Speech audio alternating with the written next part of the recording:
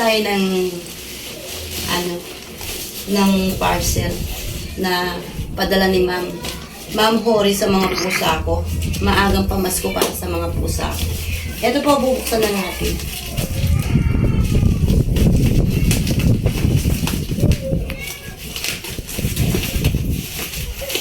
Ayan po, nakaabang na yung mga pusa ko.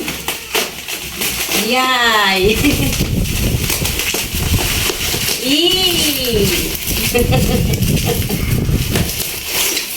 Ayan.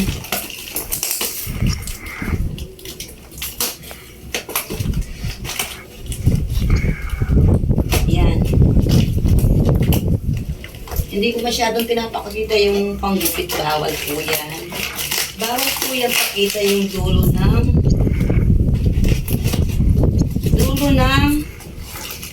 gunting.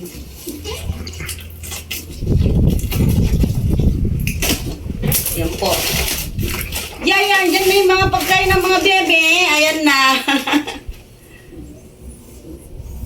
Nutricare. Ito na po. Thank you po, ma'am. Mahal, tignan mo. 2. 3.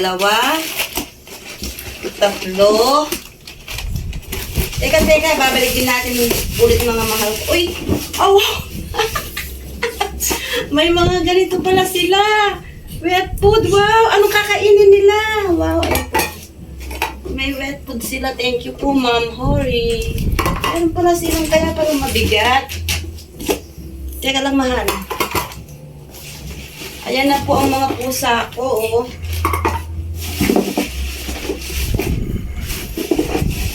Marami pong salamat, ma'am.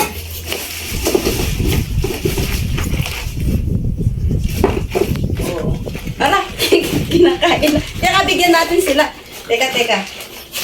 Bibigyan ko po sila. O, dito na kayo. O, dito. O, dito.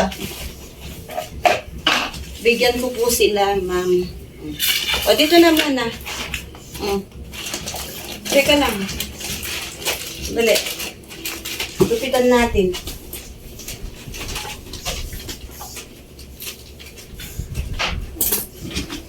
Ayan po, bibigyan natin yung mga pusa natin. Ay, meron silang wet food. Sigurado masasarapan sila niyan. Wow. Dito, anak. Dito. Miming! Ilan ba ito? 2, 4, 6, 8, 10. Oh, Aro, dito na, be. Dito ka. Si Aro, maselan mo. Ayan na po. Bigyan mo silang lahat, mahal. Pati si Haro. Aro, dito ka, oh. Teka. Oh, maselan ko si Haro, eh. Oh, dito ka, bebe, oh. Oh, dito na, oh. Oh, gusto mo kasi lagi ka nasa cake pag kumakain. Oh.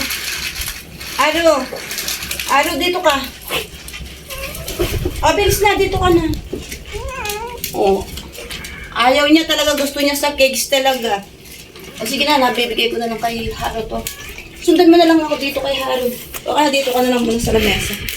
O yan, diyan ka. O, ang selan mo. Parang kasing matandang binata. Kain na. Baka malaglag ka. Gusto niya kasi sa cakes. So, lagyan na natin sa cakes. Hindi siya sanay na wala sa cakes. O, yan.